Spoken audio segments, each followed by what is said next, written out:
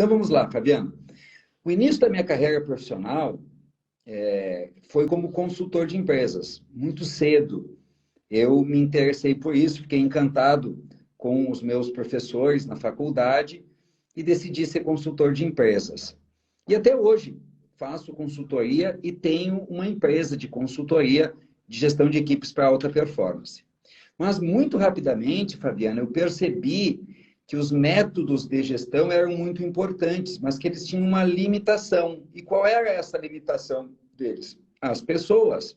Porque se as pessoas não tinham um alinhamento mínimo com alguns preceitos, alguns valores, alguns comportamentos, o método de gestão dava, digamos assim, um teto. Então eu comecei a me interessar por comportamento humano e aí estudei tudo que passou por perto de mim que eu pude. Estudei dinâmica de grupo, análise transacional, constelações familiares, renascimento, coach, hipnose ericksoniana, tudo, tudo, tudo. E por muitos anos eu ensinei o que os meus professores me ensinaram. Até que os cabelos brancos chegaram e eu comecei a ter, Fabiana, as minhas próprias percepções, né? E eu percebi que a vida é regida por leis. Leis da natureza. Não são leis inventadas por mim, assim como Albert Einstein, como Isaac Newton. Não inventou a lei da gravidade, que é uma lei da natureza. Eu não inventei as 9 leis da vida, que são leis da natureza. Do seu livro, né? Que você acabou de lançar. Que é o título do livro que eu acabei de lançar. Eu apenas observei que a vida é regida por leis e aí descrevi essas leis e me dedico a ensiná-las. E qual é o grande benefício da compreensão dessas leis? É porque inconscientemente, inadvertidamente, nós estamos muitas vezes, Fabiana, nadando contra a correnteza. Que correnteza, Marcel? A correnteza do rio da vida. Mas o que é o rio da vida, Marcel? É um rio formado por estas 9 leis que apontam o fluxo da vida. Como e para onde a vida flui. E se eu não sei isso, eu termino me confrontando com o fluxo da vida. Agora, essas 9 leis, a gente pode aplicá-las tanto na vida pessoal quanto na vida profissional, em todas as áreas da vida, ou elas servem só para a vida pessoal? Elas servem para a vida profissional e eu vou te dizer que às vezes, quando eu sou chamado para falar no mundo corporativo, a sensação que eu tenho é que elas são mais facilmente ainda verificáveis no mundo corporativo do que na vida pessoal. Serve para qualquer ramo de atividade, para qualquer negócio, para a vida pessoal, para o pai, para a mãe, para o filho, porque elas são as leis da vida. Vamos lá, vamos dar um exemplo, né? Para o mundo dos negócios, vida é semeadora. O que essa lei descreve? Que aquilo que nós estamos colhendo na nossa vida agora, nós semeamos ali atrás. E sabe o que me encanta com as leis da vida? É que elas são muito simples, elas são populares, eu até diria. Quando, na minha formação, Fabiana, nós ensinamos as leis da vida, tem uma sessão da formação de mentores leis da vida, que a gente pede para as pessoas enxergarem nos ditados populares as leis da vida. Então, quando a gente passa por vida e movimento, as pessoas acham 10 ditados populares. Cada lei da vida é respaldada por 5, 7, 8, 10 ditados populares, porque não foram inventadas por mim. A humanidade já intui elas. Apenas eu tive o condão de perceber e descrever. Mas, Marcel, volta lá para a vida é semeadora. A gente está colhendo na nossa carreira o que nós plantamos ontem. E sabe que se tanto é verdade, que a gente diz assim, ó, bem feito, aqui você planta, aqui você colhe. Quando eu estou nas palestras, eu pergunto, quem aí já disse bem feito, aqui você planta, aqui você colhe? Todo mundo levanta a mão, eu já disse, Fabiana, tu já disse? Mas como bem feito? Fazer uma plantação bem feita? Querida, a gente sabe o que precisa ser feito. Quer ver uma coisa? A gente precisa cumprir os procedimentos de uma empresa, sim ou não? Estou dando um exemplo básico, sim ou não? A gente sabe, mas aí a gente descumpre uma das leis da vida, que a vida é concordância. Eu acho que eu tenho o direito de discordar dos procedimentos da empresa. Sabe qual é o maior desafio de algumas empresas? Fazer os colaboradores usarem EPI. Então, não é por falta, Fabiana, das pessoas saberem o que precisa ser feito. Não é mesmo. Não é mesmo. É porque tem mecanismos em nós, todos nós temos ciclos não concluídos, uma criança ferida, todos nós temos os nossos traumas, todos nós temos as nossas dores, ou ainda nossas questões mal resolvidas, que fazem a gente lutar contra o fluxo da vida. Então, como fazer uma plantação bem feita?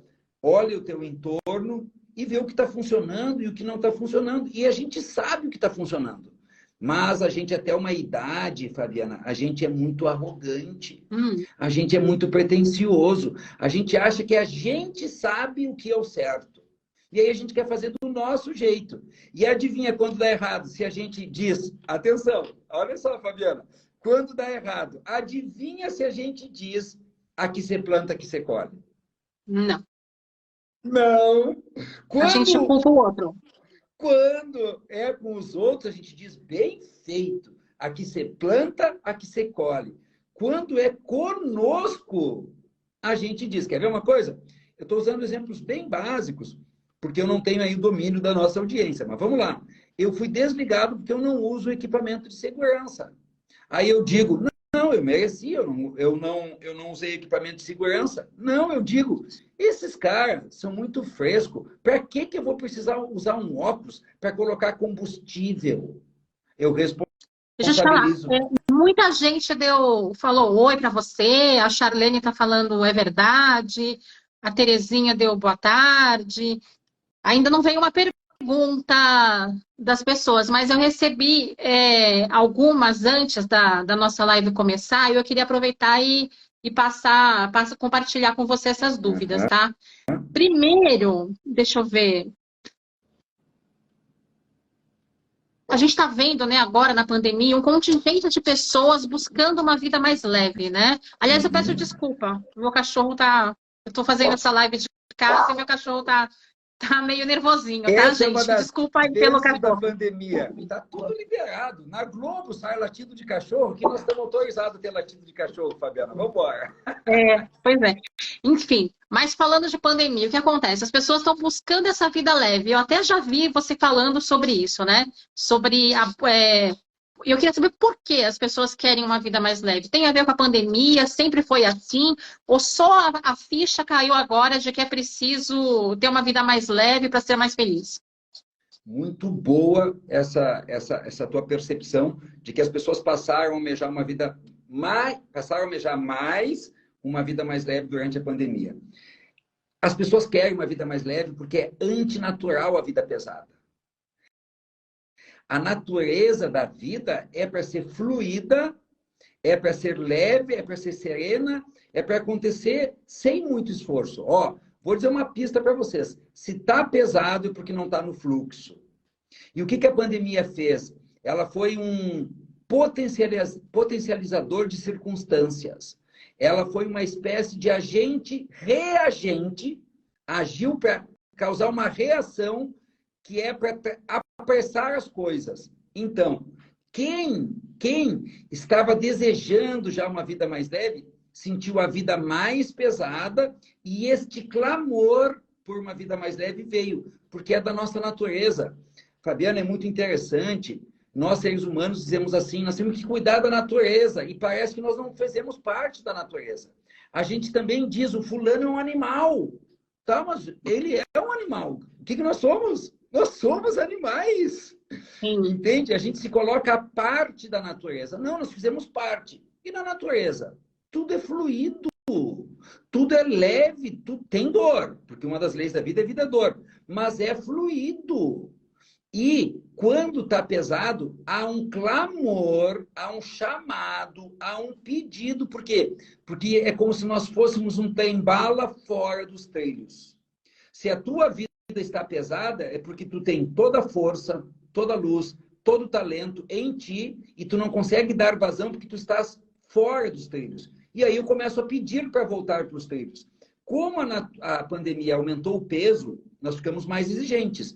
Eu tive que aprender a trabalhar de casa, eu tive que aprender a ficar mais tempo com meu marido, eu tive que aprender a ficar mais tempo com as minhas crianças, eu tive que resistir a mais privações. Então, amplificou a dor, que já estava lá. E agora eu vou ter que ir em busca disso. Sim, nunca houve tanta demanda por terapia como agora, nunca houve tanta demanda por treinamento como agora, porque a pandemia fez as pessoas buscarem o que é seu de direito. O que é seu de direito? Uma vida mais leve. Se não está mais leve, é porque nós estamos perdidos na nossa mente e contrariando as leis da vida, Fabiana. Foi por isso que a pandemia fez as pessoas buscarem ajuda. E vida mais leve é uma vida mais feliz? Como eu sei se minha vida está leve ou não? Uhum. Isso é muito subjetivo, né? Cada um pode saber. Mas tu acha que é natural uma pessoa trabalhar 8 horas por dia e chegar todos os dias extenuado em casa? Não é razoável. Não é. Porque não são tarefas exacerbadas. Tu acha que é natural a pessoa esquecer uma chave em casa, como acontecia comigo? Eu estou falando de mim mesmo, né? A minha casa é aqui nos fundos, a empresa na frente é a casa no fundo. E porque eu esqueci uma chave, eu resmungar e bater uma porta aqui, quiser, como diz um amigo meu, para buscar uma chave. Isso torna a vida pesada. O que torna a vida pesada é o modo como nós reagimos a ela. E cada um sente a sua maneira, se é pesada ou não. É claro que algumas vezes isso se potencializa de uma forma, com doenças, se potencializa com dificuldade nos relacionamentos, dificuldade para fazer dinheiro. Agora, muitas vezes a pessoa está saudável, tem relacionamentos aparentemente fluidos e ganha dinheiro, mas está muito cansada. Está sempre estressada. Quer ver uma coisa que revela o quanto a vida para as pessoas é pesada? É o famoso sextou. O sextou é um exemplo básico de que a vida para as pessoas está pesada. E as pessoas comemoram, Fabiana, e não se dão em conta. E eu não as culpo. Ela não vê a Sextou, hora, né, de chegar a sexta.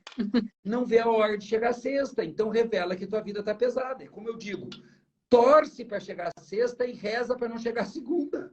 Por quê? Meu Deus, quer dizer que nós temos o direito de viver com plenitude, com leveza, com bem-estar só no fim de semana? Nós não temos o direito de viver leves, tranquilos, serenos, todos os 7 dias da semana? E isso é um jogo pesado, Fabiana. Porque se é 5 em 7, significa que em 35 anos, ouve o que eu vou te dizer, se é só 5 em 7, significa que em 35 anos eu só desfrutei de 21 anos. Os outros 14 anos, desculpe, os outros 21 eu sofri. E não é verdade. A gente pode fazer do trabalho da gente algo fluido, algo prazeroso, como? Respeitando as 9 leis da vida. Aí nós poderíamos olhar uma a uma das leis, né? Mas, em linhas gerais, é isso.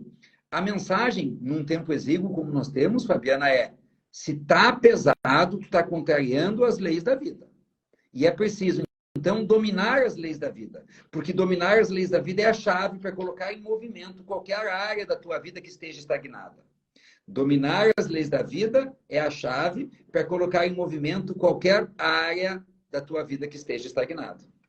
Tem mais perguntas? Olha, tem. O Thiago Lasco, ele está dando um exemplo real e fazendo uma pergunta. Ele fala assim: se a empresa adotou um modelo híbrido, você acha que os funcionários que trabalham presencial vão ter mais acesso a oportunidades do que os que trabalham remotamente? Como marcar território e não ficar para trás nessa situação? Eu não acredito nisso, é algo muito novo. Isso é muito uma opinião minha, é só opinião, eu não estou dizendo que é um fato. As leis da vida eu trato como fato, e isso eu vou tratar como opinião. Eu acho... É Marcelo, né? Tiago Lasco.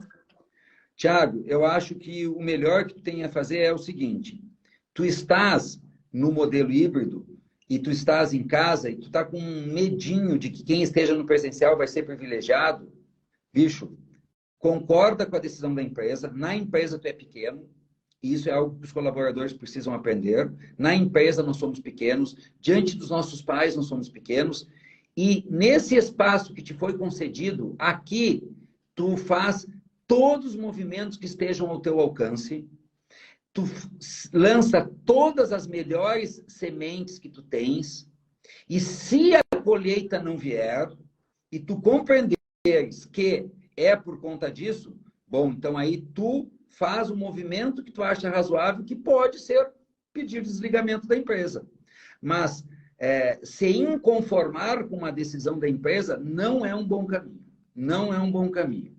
Eu tenho uma história bonita que uma vez eu me inconformei com a decisão da empresa e eu me demiti numa quinta-feira, às 18 horas. Me demiti, mas não me demiti. Eu disse, eu não compactuo com isso. Né? Aí eu fui para casa fazer...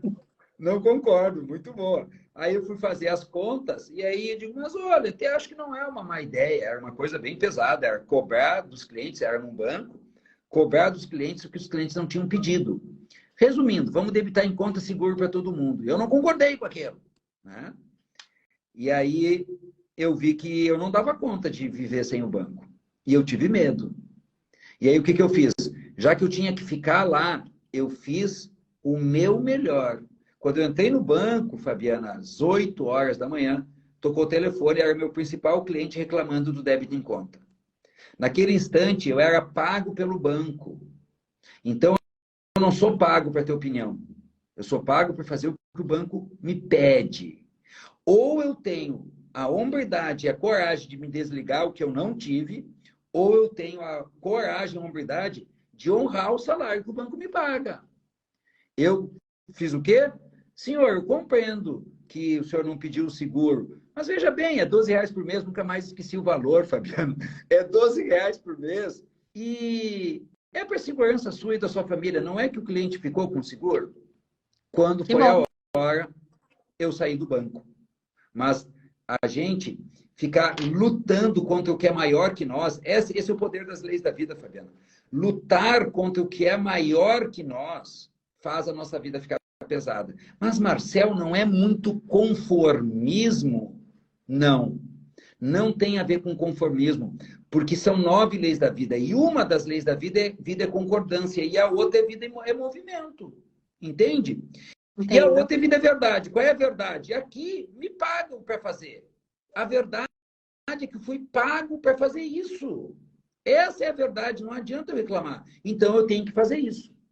Eu tenho que fazer este movimento.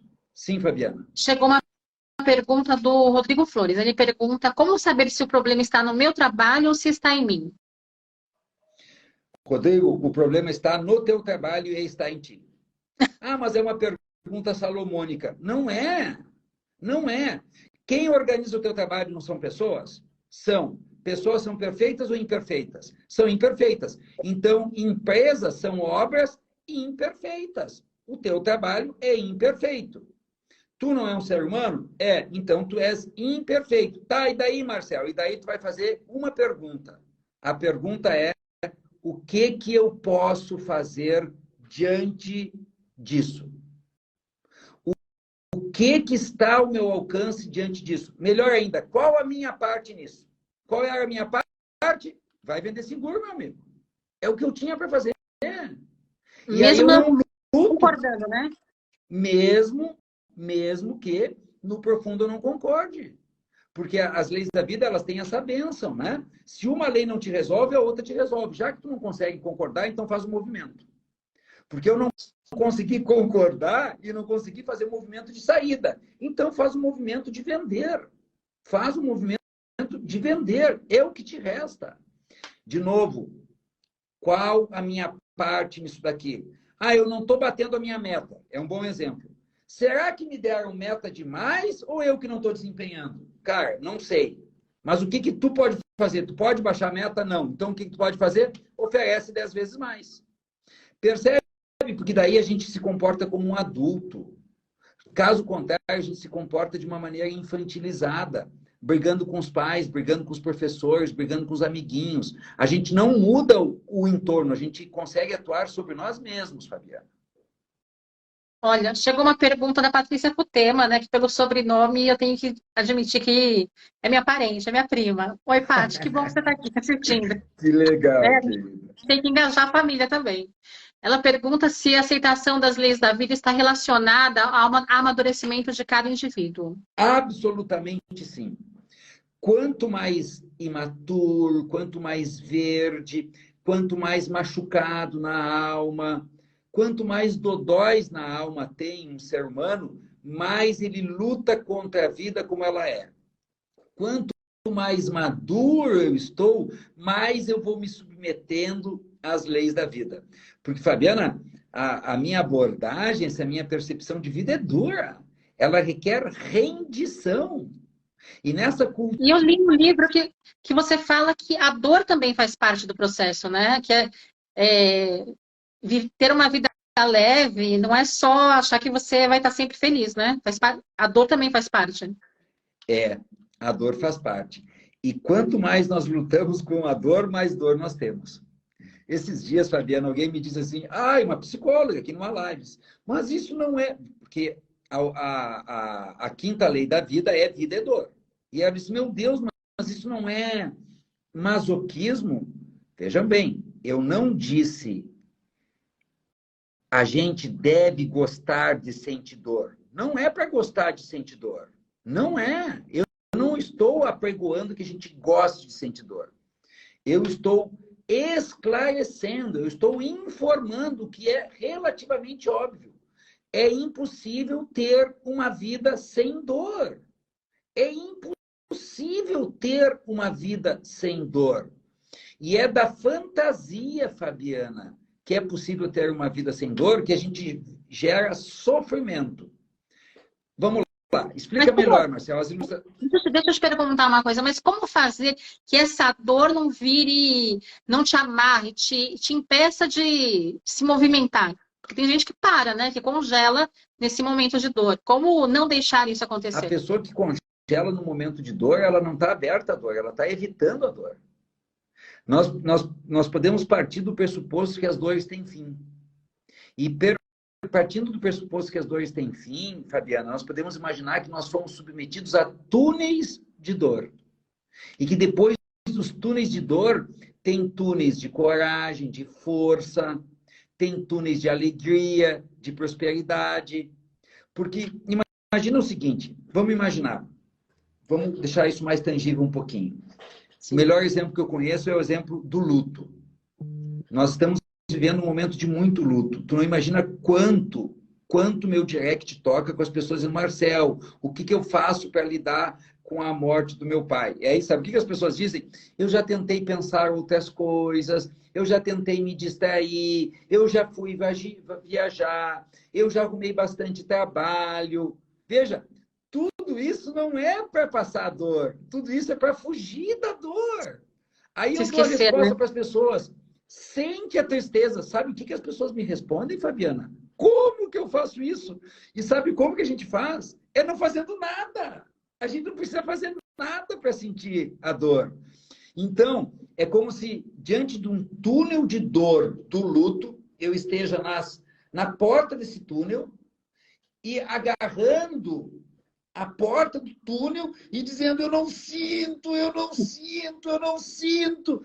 E aí o meu corpo já está desfalecendo, já está saindo sangue pelas minhas narinas, as minhas unhas já estão sendo arrancadas e eu estou lutando para não sentir dor. Só que eu inconscientemente não percebo que eu estou sentindo mais dor, porque essa dor não passa. A dor de estar agarrada nos túneis de dor não passa. E é aqui, Fabiana, que as pessoas começam a fazer, sabe o quê? Se drogar, trabalhar demais, beber, comer demais, dormir demais, ver Netflix demais, comprar demais. Porque essa imagem terrível que eu criei aqui de suportar os túneis de dor, ela não é verdade. Isso aqui a gente faz de maneira disfarçada. Você falou ver Netflix demais por quê? Você acha que é uma crítica à falta de movimento, é isso? Tudo que nós fizemos demais é uma descompensação. Não tem certo e não tem errado. A questão é, em que medida isso está tirando da minha vida? Se tu vê bastante Netflix, mas tu tá com saúde, tu namora bastante, tu estuda, tu trabalha, tu faz sexo, tu vê os amigos, tu vive o todo da vida, tá tudo bem. Que de tudo, é o equilíbrio, né? De tudo que tu mais gosta de fazer Netflix, tá tudo bem. Mas quando tu é consumido pelo Netflix, e é fácil de saber isso. É muito fácil de saber isso. Sabe quando, Fabiana, que é demais? Quando a gente não tem mais domínio sobre nós mesmos. É ali que é demais. Não é a quantidade que é demais. O que é demais? É quando eu quero assistir 5 episódios do Netflix e eu não consigo. Eu assisto 25. E só não assisto o 26º porque eu tenho que trabalhar. Senão eu assisti. Porque acabou. Entendeu? Então, ou porque acabou. Mas aí eu arrumo outra série. Então, é quando eu perco o domínio sobre mim mesmo, que algum hábito, que algum costume, que algum prazer passa a ser demais. Ele vira compulsão. Eu perdi o domínio sobre mim mesmo. E aí que passa a ser demais. Deixa eu falar, muita gente assistindo a live, muita gente mandando coraçãozinho.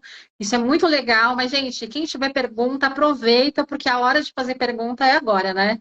E aí eu vou ler mais uma pergunta do Tiago, tá? Ele pergunta se é importante escolher um trabalho que seja coerente com a vocação da gente e se quem fez uma escolha pragmática por algo que paga melhor, mas não dá prazer, é possível encontrar sentido nisso e ser feliz?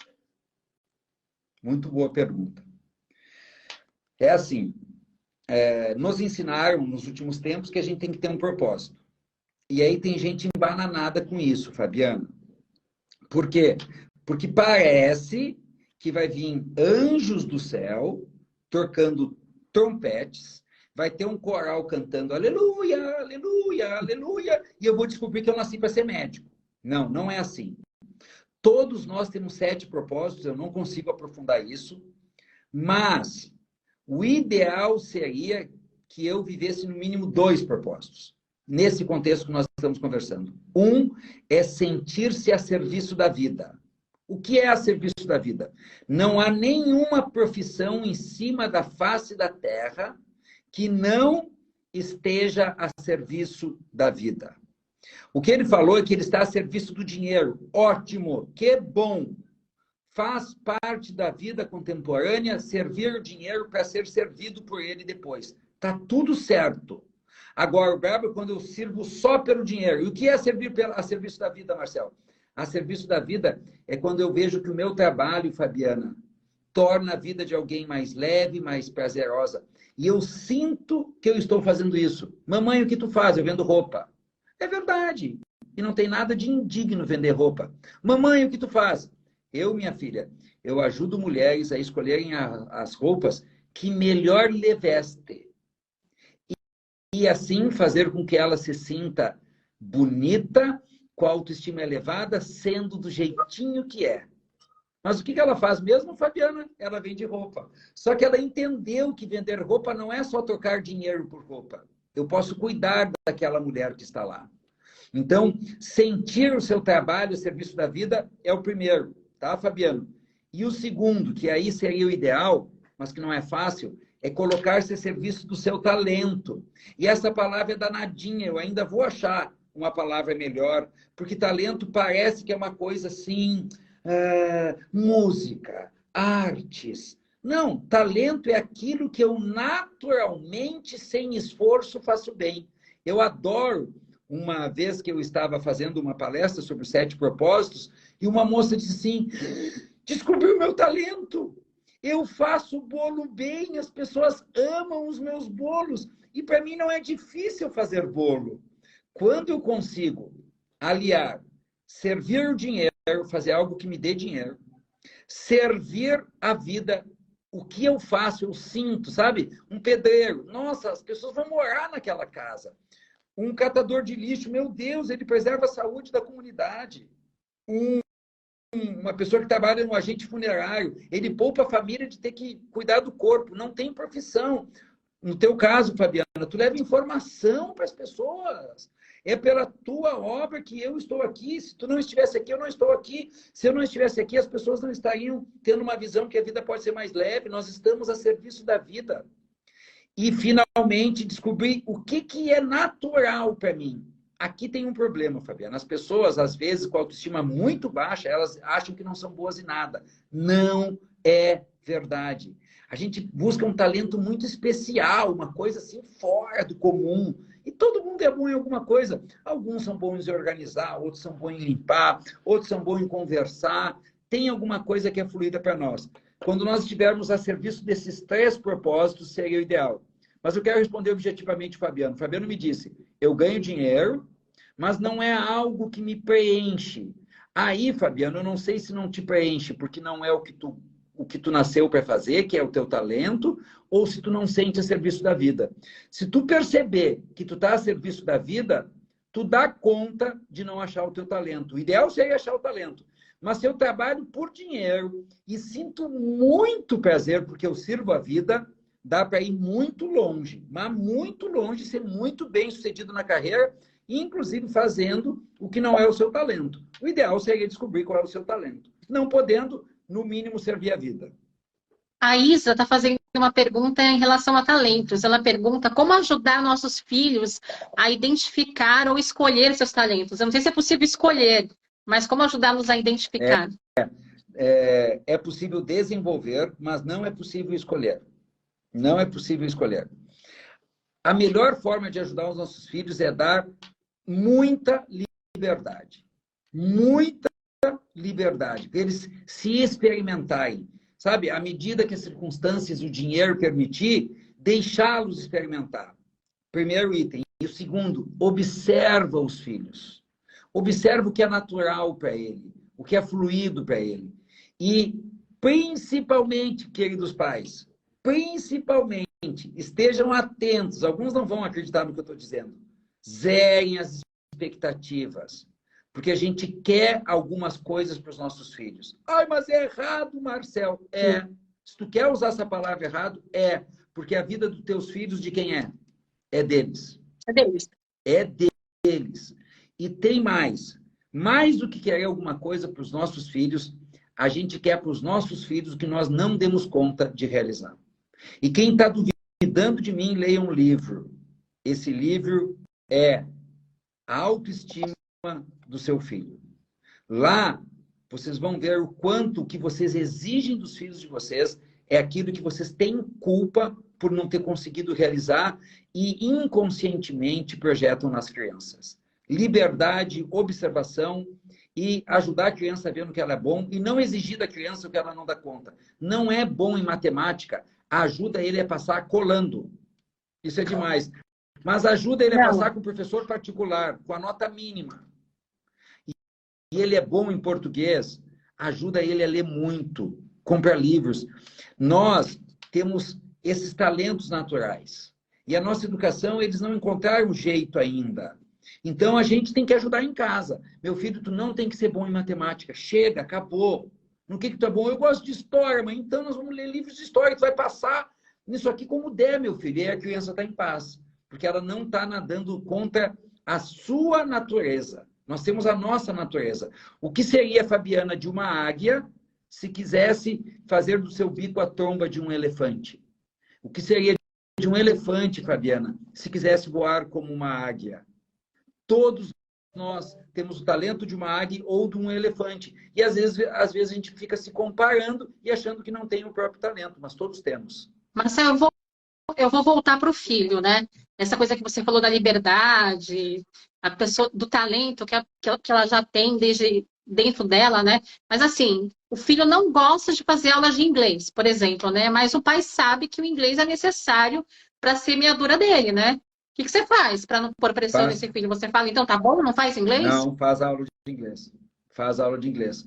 Porque nós estamos aqui numa entrevista e temos limites. É bom que nós vamos contornando as questões. Por quê? Porque a criança não tem não tem maturidade o suficiente para saber o que ele precisa. Então, obriga. Eu obriguei os meus e é óbvio que eles fazem o que hoje? Me agradecem. Porque nós estamos falando daí de necessidades básicas. Eu vou usar um exemplo mais simples que o teu ainda. Tá, Marcel, dá liberdade, então não deixa escovar os dentes? Não, vai escovar os dentes. E isso tem a ver com a idade da criança. Quanto mais mocinho, mais novinho, mais eu faço escolhas por eles. Quanto mais velho, menos eu escolho. Mas veja bem, eu estou falando de liberdade de talentos, né? É claro que pode acontecer que eu obrigue meu filho a estudar inglês, ele estuda, ele vai terminar o FISC, o IASIG, o raio que o parta, e não vai aprender inglês. E aí eu tenho um sinal. ele não é bom em línguas. E aí eu respeito, mas eu fiz a minha parte. Eu fiz a minha parte, como pai. Eu não posso dar liberdade para a criança escolher se ela vai fazer inglês ou não, no contexto atual, né? O que é diferente de obrigar a criança, por exemplo, a fazer judô quando ela quer fazer balé. É diferente. É dessa liberdade que eu estou falando. E os pais têm discernimento para saber o que é inegociável com as crianças. Eu confio nos pais. A Raquel tem uma pergunta que eu acho que ela tá precisando muito de uma resposta sua. Ela fala assim: quero saber como não me sentir inútil sendo apenas uma dona de casa. Ah, que bonitinho. Ah, que bonitinho. Raquel, para mim, uma das maiores injustiças que a sociedade contemporânea cometeu foi achar que ser dona do lar é algo menor. Quer coisa mais linda do que cuidar com esmero da refeição da sua família? Quer encontrar algo mais a serviço da vida do que ter um olhar atento, zeloso e amoroso aos mínimos sintomas da sua família e cuidar todos os agendamentos dos médicos? Quer algo mais digno, mais dedicado a distribuir afeto do que ser dona do lar? Eu não conheço. E para mim, podem dizer o que quiserem, essa é uma injustiça. Porque não só é exigente fisicamente, como é um ato gigante de amor. E sabe o que é mais triste ainda, Fabiana? Que alguns filhos acham pequena essa tarefa da sua mãe. E basta... maridos também, né? E não, é possível que alguns maridos achem. É possível, é possível. Eu tenho até dificuldade de imaginar que algum marido acha isso, porque para mim é tão... Eu sou encantado com as donas do lar. Todas as tarefas da humanidade estão a serviço da vida. Cuidar da sua família, além da louça, da roupa e da casa, olhar que as tarefas diárias são só o veículo, são só o meio pelo qual eu cuido da minha família, é o caminho. Porque se não fosse assim, pensa como um médico pensaria. Ah, eu corto a carne. Não, é um cirurgião, ele salva vidas. Entende? Ah, e tu o que faz? Ah, eu dou injeção. Não, tu não dá injeção, tu está salvando vidas. Uma mãe não lava roupa. Uma mãe não lava louça. Uma mãe não cozinha. Uma mãe cuida do lar. É o lar, ela é o eixo. Ela tem o olhar acurado com as crianças. Ela media os conflitos do pai. Ela que vê que o filho está tristinho hoje. Ela cuida da família. Ela está a serviço da vida. E sabe, algumas donas do lar, quando ouvem eu falar, dizem, meu Deus, eu nunca tinha visto isso. A Fabiana está aí, diz para nós, Fabiana, fez sentido para ti? Tu não é... É Fabiana, né? Fez sentido para ti, Fabiana? Tu és dona do lar. E se tu puder pensar nisso todo dia, vai ficar muito mais leve. Dona do lar e mais algumas coisas. É isso aí, é isso aí. Deixa É eu te muito falar. lindo. Tem mais uma pergunta de filho. Temos uma audiência feminina interessada aí na criação dos filhos, hein? A Telias Magalhães, na verdade eu não sei se é feminina, né? Mas a Telias Magalhães pergunta, não, foi a Adriana. Sinto falta de orientação para os pais. Muito se fala de curar a criança interior e pouco se ensina a criança para ser um adulto saudável.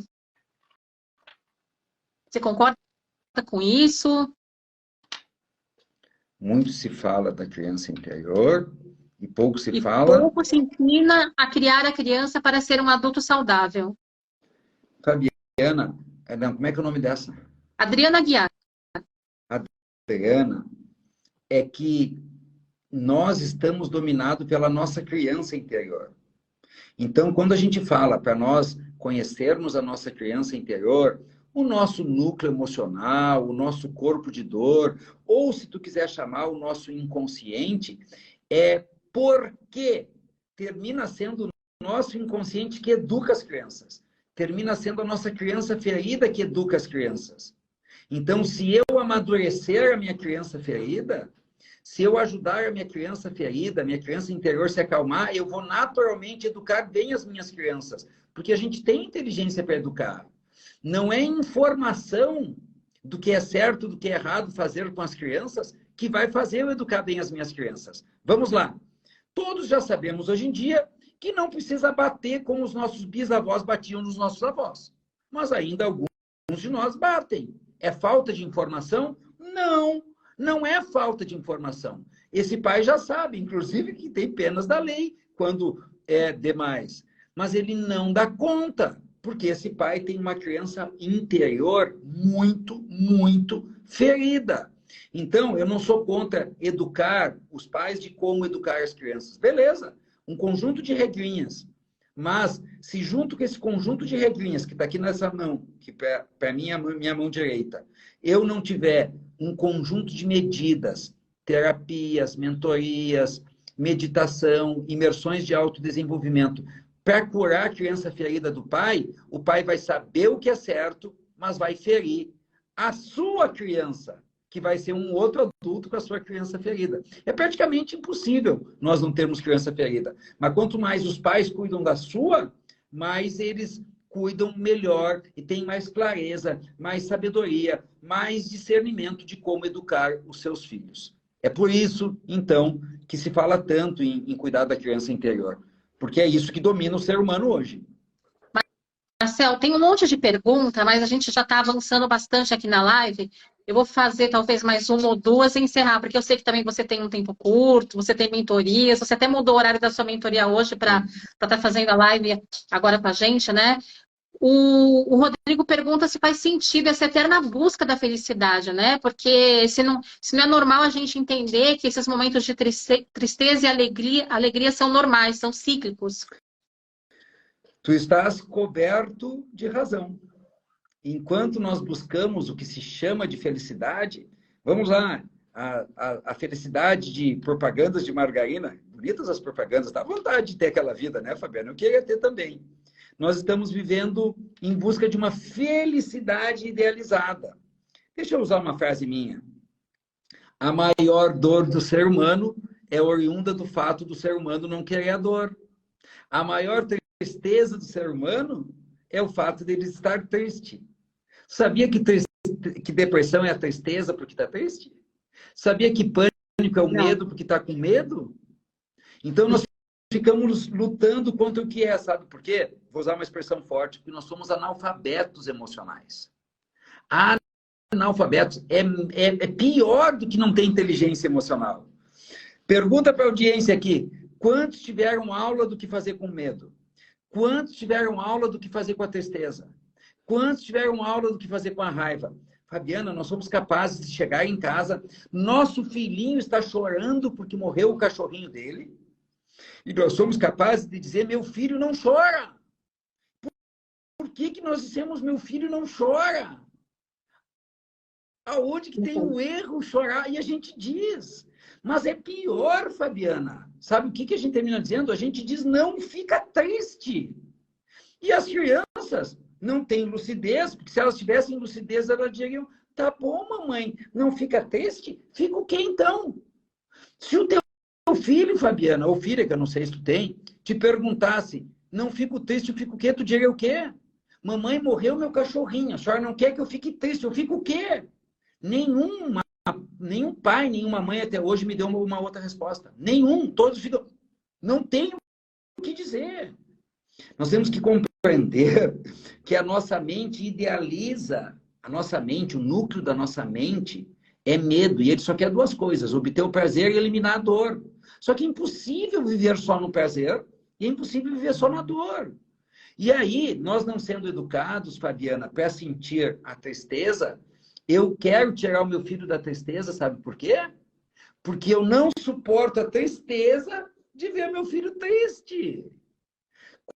Quando, se eu ver o meu filho triste porque morreu um cachorrinho, é muito simples. Eu digo, tá triste, meu filho.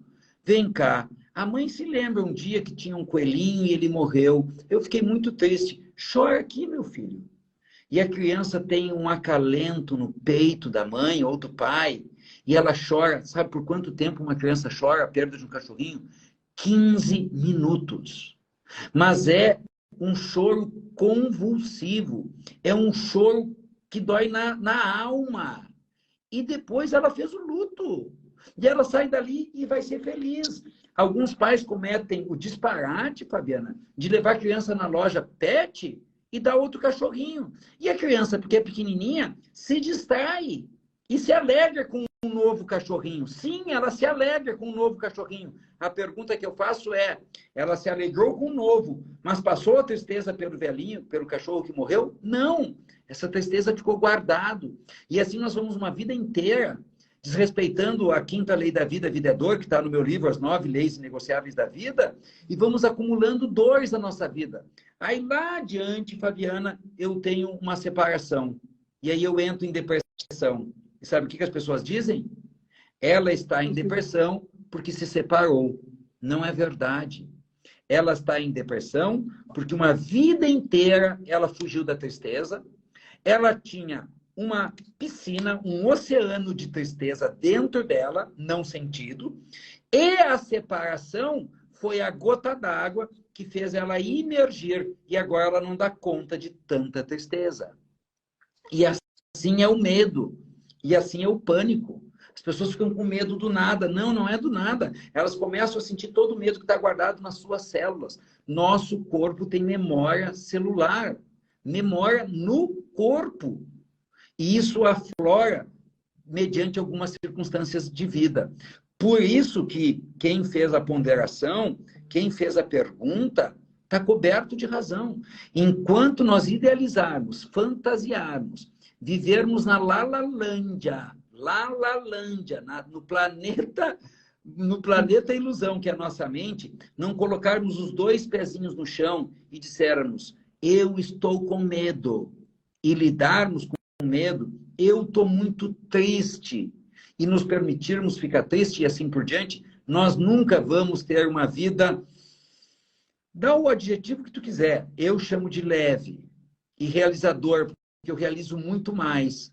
Leve, porque eu tenho paz interna, eu não estou brigando com a vida, eu estou vivendo a vida. E como eu não gasto a minha energia brigando com a vida, me sobra energia para realizar, para fazer acontecer no mundo externo. Sim, nós vivemos num mundo de anestesiados, num mundo de zumbis, num mundo de biorobôs, que é o curso da humanidade. A humanidade foi eliminando a dor, a humanidade foi eliminando os sentimentos. E agora estamos no caminho inverso. Estamos nos reencontrando com a dor necessária, os sentimentos necessários, os sentimentos que me avisam que tenho algo para amadurecer, a dor que me avisa que eu tenho algo para modificar na minha jornada. A dor do corpo e a dor da alma são mensageiras. E quando eu corto as mensagens, eu começo a dar com a cabeça na parede. Eu não aprendo com a própria vida. Eu preciso aprender com a vida. Vou fazer a última pergunta, tá? É da Isa. Tá bom. Ela fala assim, o que explica quando a gente sabe o que tem que fazer, mas não faz? Isso é porque não é para fazer, que é para deixar fluir assim, ou é pior? Isa, quando a gente sabe que não tem para fazer e não faz, tem 1 milhão de motivos, todas as leis da vida poderiam, mas notadamente eu estou resistindo a uma dor. Eu estou resistindo a uma dor. Ela está falando de procrastinação. E eu procrastino porque no meu inconsciente eu estou evitando uma dor. Só que eu não me dou em conta que eu estou topando uma outra dor. Então vamos lá. Ou eu sinto a dor de fazer músculo, ou eu sinto a dor de deixar o meu corpo ficar flácido. Ou eu sinto a dor de estudar durante 1 ano para um concurso público, 12 horas por dia, porque dói. Ou eu sinto a dor de ficar ganhando metade do que eu mereço o resto da vida. Ou eu sinto a dor de, como um amigo meu fez, deixar meu filho para a rua porque ele está usando drogas. Ou eu sinto a dor do meu filho ficar usando drogas o resto da vida. E para fechar com esse caso, esse meu amigo que deixou o filho para a rua, é uma longa história que eu estou sintetizando de maneira absurda aqui, este filho hoje é um executivo de uma multinacional, é casado com uma bela mulher e tem 2 filhos saudáveis. Porque este homem, Fabiana, aconselhado por autoridades que lidam com drogaditos, com pessoas com dificuldade com as drogas, disse, marca a hora para ele chegar em casa. E se ele não chegar, doutor, fecha a porta. E ele marcou hora, o filho não chegou, era uma noite fria em São Paulo, o filho arranhava a porta, e quando ele me contou, ele me mostrou o braço dele, olha aqui, Marcel, o braço arrepiou, uma lágrima escorreu, e eu disse, o senhor deixou ele para a rua, seu fulano? Ele disse, deixei, Marcel. E como o senhor aguentou? Marcel, eu não sei como aguentei. Eu abracei a minha esposa e nós choramos a noite inteira. Triste. Ele suportou a dor. Ele fez o movimento que precisava ser feito. Mas no futuro, ele não se deparou, Fabiana, com a dor de ver um filho consumido pelas drogas. Ele ofertou ao filho a dor que a vida ofertaria de maneira muito mais severa lá na frente. E quando nós fugimos de dores circunstanciais, nós caímos em túneis de sofrimento. Túneis que, quem sabe, nós nunca mais saiamos. Essa é uma das leis da vida mais difíceis de serem entendidas, Fabiana. Mas ela é muito simples. Existem situações da vida da gente que a gente não sai sem dor. Resta-nos a alternativa de escolher qual dor. A dor de caminhar para o mais ou a dor de caminhar para o menos. E enquanto eu estou na ilusão que eu vou sair sem dor, eu fico criando uma dor inconsciente. Eu fico criando uma dor que ali na frente vai ser um vulcão em erupção. E aí pode ser que eu não dê mais conta. Que coisa. Marcel, tá dando quase 1 hora de live, mas muito mais do que eu esperava. Agradeço a audiência, agradeço as perguntas. Se você quiser deixar uma mensagem final, falar como que as pessoas que podem entrar em contato com você, enfim, aproveita agora para dar o seu, fazer a sua mensagem final. Tá bom. Fabiana, eu queria agradecer a ti o convite, ao portal 6 Minutos. Foi uma alegria trazer esse conteúdo que transformou a minha vida. Eu brinco dizendo que eu ia morrer pobre, gordo e só. E não é nenhum defeito ser pobre, ser gordo e ficar só. Meu pai é obeso, eu fui obeso. Eu não estou falando que isso é errado. Eu estou falando que a gente pode ter uma vida diferente. Eu consegui, Fabiana, sair de 96 quilos para 72. Eu consegui resgatar meu casamento que estava por um fio. E eu consegui sair de uma dívida de R$1.400.000 para bem mais do que isso em patrimônio e, enfim. E eu só consegui tudo isso e quando eu estou falando para ti, meu coração se esquenta, porque eu tive a humildade de olhar para a vida e ver que eu era um grão de areia no universo, que eu era um universo a ser desvendado e que eu era muito pequenininho para querer ser o herói e o salvador da humanidade, o salvador da pátria.